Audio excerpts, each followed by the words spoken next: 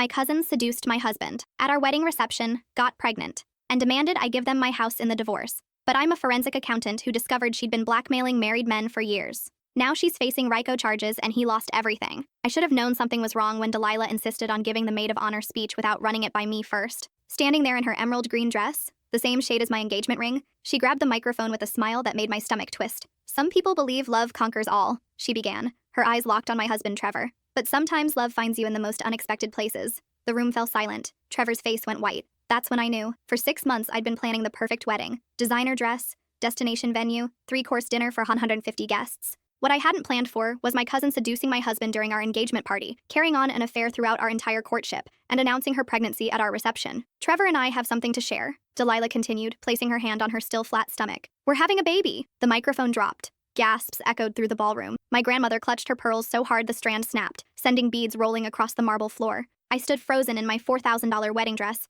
watching my marriage implode before the cake was even cut. Trevor reached for my hand. Let me explain. I stepped back, my heels clicking against the floor. Explain what? That you've been sleeping with my cousin while planning our wedding? It just happened, he stammered. We never meant to get caught, I finished. The next morning, Trevor moved out. Within a week, Delilah had moved in with him. By month's end, she was demanding half of everything in the divorce, including the house I'd inherited from my parents. The baby needs stability, she told my lawyer, rubbing her belly dramatically. And Trevor deserves to live somewhere that isn't tainted by his past mistakes. That's when she made her fatal error. She underestimated exactly what I do for a living. As a forensic accountant, I specialize in following money trails that people think they've hidden. Corporate fraud, embezzlement, tax evasion, I've seen it all. But I'd never turned those skills on family before. Late one night, unable to sleep in my empty house, I did what I do best. I started digging. Delilah's financial records told an interesting story. For someone who claimed to work part-time at a boutique, she had an awful lot of unexplained deposits, regular payments from various LLCs, cash transfers that didn't match any legitimate income source. The deeper I dug, the clearer the pattern became. The pattern was sophisticated,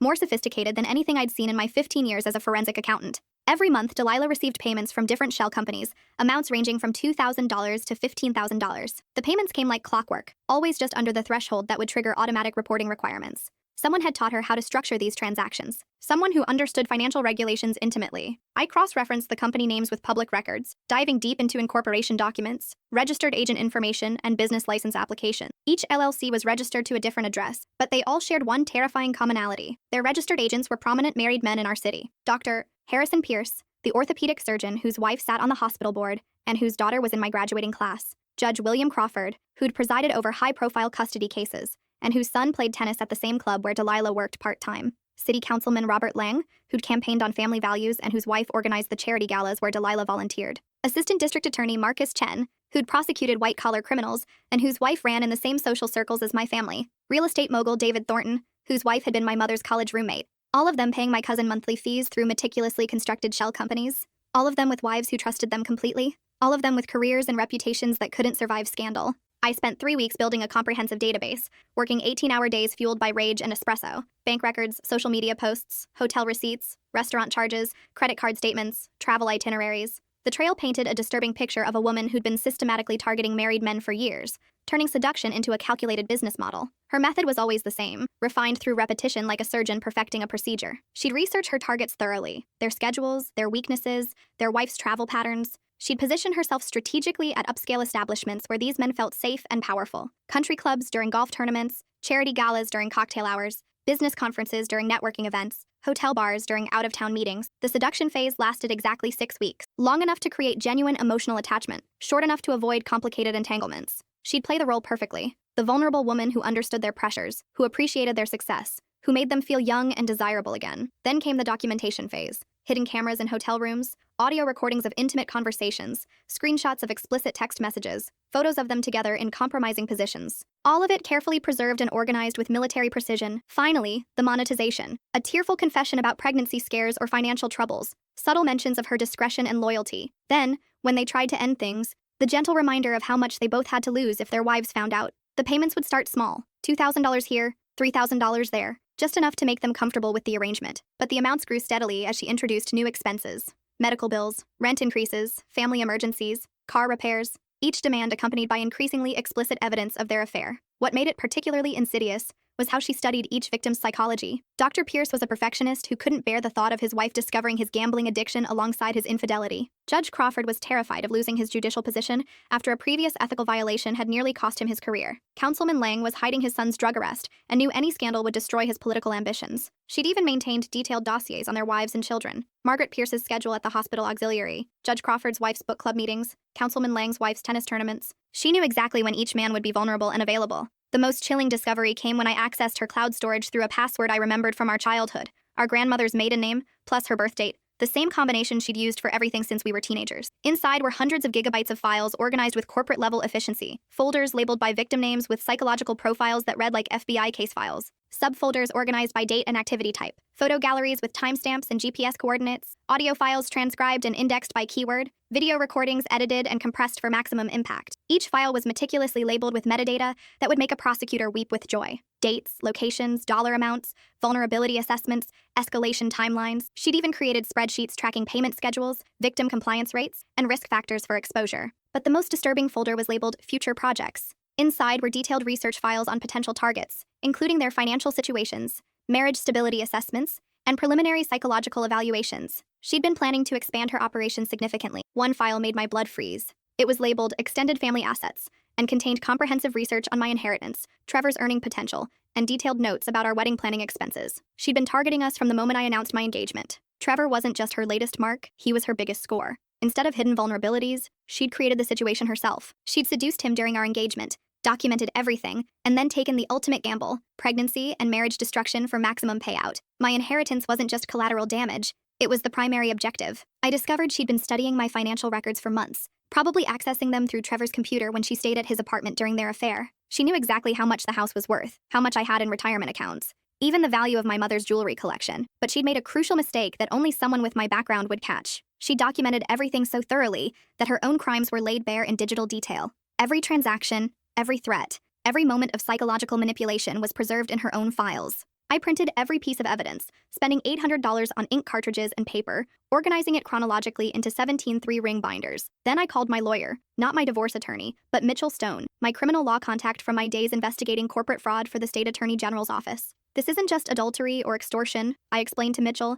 as he reviewed the files in his downtown office, his face growing paler with each page. This is organized crime. She's been running a systematic blackmail operation for at least 6 years, maybe longer. Look at these payment schedules. Look at these victim profiles. Look at this business plan for expansion. Mitchell leaned back in his leather chair, loosening his tie as he studied a particularly damning spreadsheet that tracked victim compliance and payment reliability, like a corporate earnings report. These payment amounts suggest she's collected over $1.2 million from her victims. At this scale, with this level of organization and documentation, we're looking at federal racketeering charges. RICO? I asked, though I already knew the answer. Absolutely. The pattern of using multiple shell companies to collect extortion payments constitutes an ongoing criminal enterprise. The interstate commerce element is satisfied by the electronic transfers and the fact that several victims traveled across state lines for business meetings where she made contact. This could be the biggest organized extortion case this district has seen in years. Mitchell spent the next hour making phone calls while I sat in his waiting room, watching the afternoon shadows lengthen across the city skyline. When he emerged, his expression was grim but determined. I've arranged an emergency meeting with the FBI's white-collar crime unit for tomorrow morning. Special Agent Rodriguez is the lead investigator for organized financial crimes in this region. She's very interested in what you found. Apparently, they've been investigating some unusual financial activity connected to several prominent men in our city, but they didn't have enough evidence to establish a pattern. Now they do, I said. That evening, I sat in my empty house, surrounded by evidence of my cousin's crimes, and made the most difficult phone call of my life. My mother was in Florida, blissfully unaware of the drama that had unfolded since my wedding. "How's married life, sweetheart?" she asked cheerfully when she picked up the phone. I took a deep breath. "Mom, I need to tell you something about Delilah, and about Trevor, and about what really happened at my wedding." The conversation lasted 3 hours. My mother cycled through disbelief, horror, rage, and finally, cold determination. By the end, she was ready to drive back to town and confront her sister about her daughter's crimes. "Don't," I said firmly. "Let the FBI handle it. This is bigger than family drama now. This is federal crime. And if Aunt Patricia warns Delilah that we know, she might destroy evidence or flee." "How could I have missed this?" my mother whispered. "How could Patricia not have known what her daughter was doing?" "Because Delilah is a sociopath," I said bluntly. "She's been perfecting this act her entire life. Look at how she fooled me. Look at how she fooled Trevor. Look at how she fooled 18 different men and their families." The next morning, I met with Special Agent Rodriguez and her team at the federal building downtown. She was younger than I'd expected, maybe 35, with sharp eyes and a no-nonsense demeanor that reminded me of myself during difficult corporate audits. "Ms. Hartwell," Agent Rodriguez said as I walked through Delilah's operation, using charts and spreadsheets that would make any prosecutor smile. We've been tracking some of these shell companies for months as part of a broader investigation into organized financial crimes. Your cousin's name has come up peripherally, but we didn't have enough evidence to establish a clear pattern of criminal behavior. Now you do, I replied, sliding a flash drive across the conference table. Everything's on there. Financial records, communications, photographic evidence, psychological profiles, business plans. She documented her own crimes in obsessive detail. Agent Rodriguez inserted the drive into her laptop, and her eyebrows climbed higher with each folder she opened. This is extraordinary. How did you access her personal files? She used the same password for everything since we were kids, and she trusted cloud storage more than she should have. The level of documentation is actually her greatest vulnerability. She treated this like a legitimate business operation. The evidence suggests she's been operating for at least 6 years, possibly longer. Have you identified any other potential victims beyond the 18 documented cases? I opened my notebook to pages covered with names, dates, and financial transactions. Based on the payment patterns and her travel records, I think there might be at least 12 more men she's targeted. I've compiled a list of possibilities based on unexplained financial transactions, her documented interactions at social events, and gaps in her payment schedule that suggest other income sources. Agent Rodriguez called in 2 more agents and a federal prosecutor. We spent 6 hours going through every detail of Delilah's operation, identifying federal crimes, mapping the network of shell companies, and planning the most comprehensive investigation the unit had undertaken in years. We'll need to move quickly, the prosecutor explained. If she suspects you've discovered her activities, she might destroy evidence or flee. Given the sophistication of this operation and the number of victims involved, we're looking at executing simultaneous search warrants on multiple locations across 3 states. 3 states? I asked. She's been operating in Georgia and South Carolina as well, Agent Rodriguez explained. We found evidence of similar shell companies and victim patterns in Atlanta and Charleston. This is bigger than just your city. The raid happened on a Tuesday morning at 6 a.m., coordinated across multiple jurisdictions. I watched from my office window as federal agents executed search warrants at Delilah's apartment, Trevor's house, 3 shell company addresses, 2 storage units, and the boutique where she supposedly worked part-time. Black SUVs surrounded each location. Agents and FBI windbreakers carried out boxes of evidence, computer equipment, and financial records. The local news stations arrived within an hour, broadcasting live footage of the coordinated operation. My phone started ringing at 6:15. Trevor called first, hysterical and barely coherent. They took everything, he sobbed. My computers, my phone, my financial records, my medical files, even my prescription bottles. They're saying Delilah was running some kind of criminal enterprise and that I might be considered an accomplice. They think I knew about the other men. They think I helped her target victims through my medical practice. An accomplice to what? I asked, though I already knew the answer. They're claiming she was blackmailing people, that our whole relationship was part of some scheme to extort money from me through the divorce. They think I was helping her identify wealthy patients and their families. They want to know if I provided her with confidential patient information or introduced her to colleagues at hospital functions. I almost felt sorry for him. Almost. Did you? Of course not. I thought she loved me. I thought we were building a life together. I thought the baby was mine. I thought everything was real. The irony was perfect and devastating. Trevor, who'd betrayed me for what he thought was love, had been nothing more than another mark in Delilah's elaborate con game. Worse, he'd been the mark she'd used to destroy my life and steal my inheritance. Trevor, I said carefully, did you ever introduce her to any of your colleagues? Any married doctors or hospital administrators? A long silence. Trevor? She came to several hospital fundraisers with me. She was very social. People loved her. She had this way of making everyone feel special, like they were the most interesting person in the room. My blood ran cold. Which people specifically? Dr. Pierce was quite taken with her. Judge Crawford, when he was having his surgery, she visited him several times, said she wanted to make sure he was comfortable. A few department heads, the hospital board members at the Christmas party, but she was just being friendly. She's good with people. She'd used Trevor's connections and his professional reputation to identify and access new victims. His medical practice had been her hunting ground, his colleagues her prey. She turned his trust into a weapon against innocent people. The second call came from my Aunt Patricia, Delilah's mother, screaming accusations about family loyalty and betrayal. She was convinced I'd fabricated evidence to frame her daughter out of jealousy over Trevor. The third call was from Delilah herself, somehow managing to call from federal custody during a brief window when her lawyer was present. How could you do this to family? She hissed into the phone. I'm pregnant. I'm carrying your cousin's child. You're destroying an innocent baby's future. No, I said calmly. You're carrying Judge Crawford's child. The DNA tests will prove that soon enough. Silence stretched between us for nearly a minute. You forgot to delete the medical records from your cloud storage, I continued, including the paternity test results you got 3 weeks ago. You've known all along it wasn't Trevor's baby. You planned this entire pregnancy as leverage for the divorce settlement. You don't understand what you've done, she whispered, her voice taking on a desperate edge I'd never heard before. These men will lose everything. Their families will be destroyed. Children will grow up without fathers. Wives will lose their homes. You've ruined innocent people's lives. Those same children will grow up without fathers who are criminals, I replied. Those wives deserve to know the truth about their marriages. You made those choices for them when you decided to become a professional blackmailer. You destroyed those families the moment you targeted their fathers. I gave them what they wanted, she said, her voice growing stronger, more defiant. I made them feel desired. I listened to their problems. I provided a service. You provided extortion, I corrected. You turned intimacy into a weapon and love into a business transaction. You're a predator who targeted vulnerable people and exploited their weaknesses for profit. The line went dead. Over the next weeks, the investigation expanded exponentially as more victims came forward and additional evidence was uncovered. The final count was staggering: 28 men over 7 years across 3 states, with total extortion payments exceeding $2.1 million. The scheme had been even more sophisticated than I'd initially discovered. Delilah had employed a network of accomplices across multiple cities: a photographer who specialized in hidden surveillance equipment, a computer expert who helped establish the shell companies and maintain the digital infrastructure, a lawyer who helped structure the payments to avoid detection, and provided legal advice on avoiding prosecution.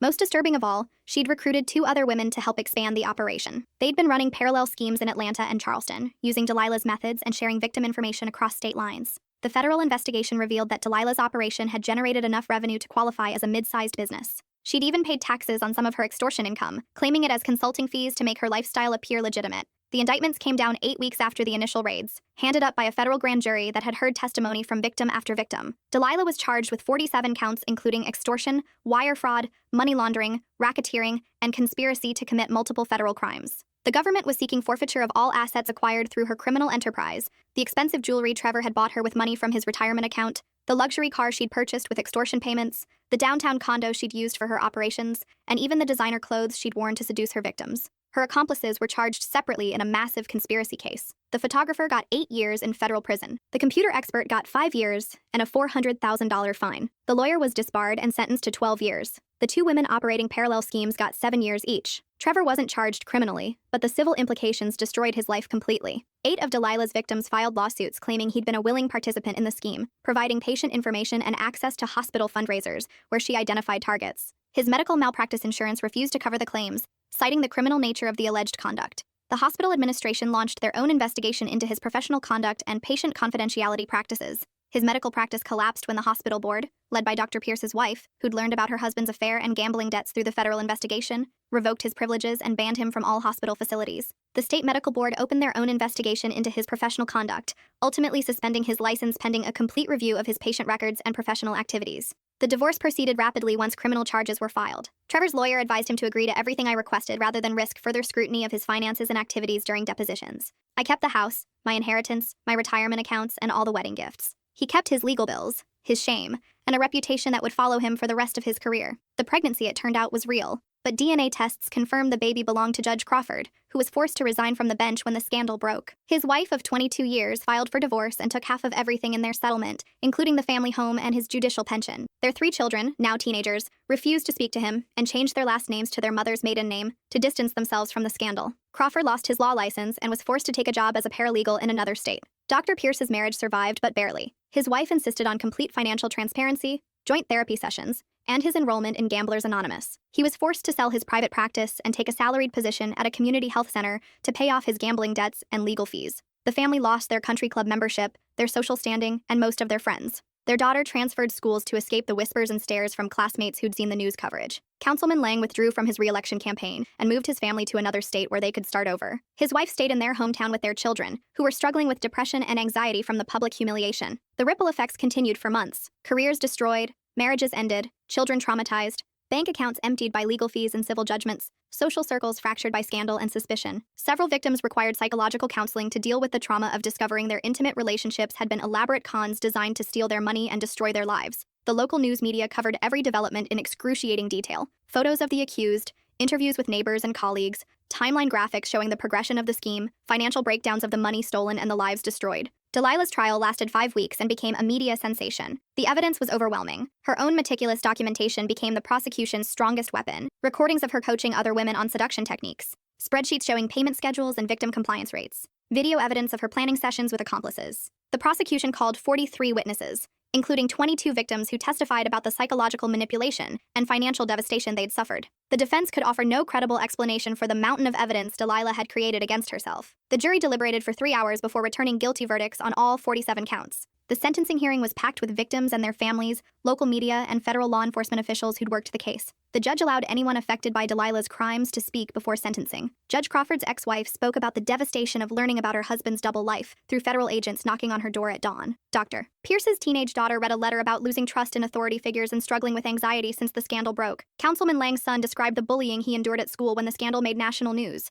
Several wives talked about the humiliation of learning their husbands' affairs had been business transactions designed to steal their family's financial security. When my turn came, I stood at the podium and looked directly at my cousin, who'd lost 40 pounds during the trial, and looked 20 years older than her actual age. "You didn't just steal money," I said, my voice steady despite the emotions churning inside me. "You stole trust, you stole marriages, you stole children's faith in their fathers, you turned intimacy into a weapon and love into a business transaction." I paused, letting the words sink in. "The worst part is that your family. You sat at our dinner table for holidays. You played with our children at family reunions. You celebrated our successes and comforted our failures. You were at my wedding knowing you'd already started destroying it. And all the while, you were planning how to exploit us for profit. You made every future relationship harder for your victims because you taught them that love can be fake and trust can be purchased. You didn't just steal their money, you stole their ability to believe in genuine human connection." The judge sentenced Delilah to 18 years in federal prison and ordered her to pay $3.2 million in restitution to her victims, money she didn't have since most of her assets were forfeited to the government. The sentence was the longest ever handed down in the district for organized extortion, reflecting both the scope of her crimes and the devastating impact on her victims. Trevor lost everything, not just to divorce proceedings, but to legal fees and civil judgments. His retirement account was drained. His medical practice was sold to pay settlements with patients who sued for privacy violations. He moved back in with his parents and took a job at an urgent care clinic in a small town where patients wouldn't recognize his name from news coverage. His medical license was permanently revoked after the state board found evidence that he'd violated patient confidentiality by discussing their personal information with Delilah, even if he didn't realize she was using it for criminal purposes. I kept my inheritance, my career, and my dignity. But more importantly, I'd discovered something about myself that I never knew existed. When cornered, when betrayed by people I'd trusted completely, I didn't collapse or retreat. I fought back with every tool at my disposal. The investigation and trial had been the most challenging period of my life, but it had also been the most clarifying. I learned that family loyalty has limits, that some betrayals are so complete they sever all bonds permanently, that justice sometimes requires destroying the people who've destroyed others. 6 months after the sentencing, I received an unexpected visitor.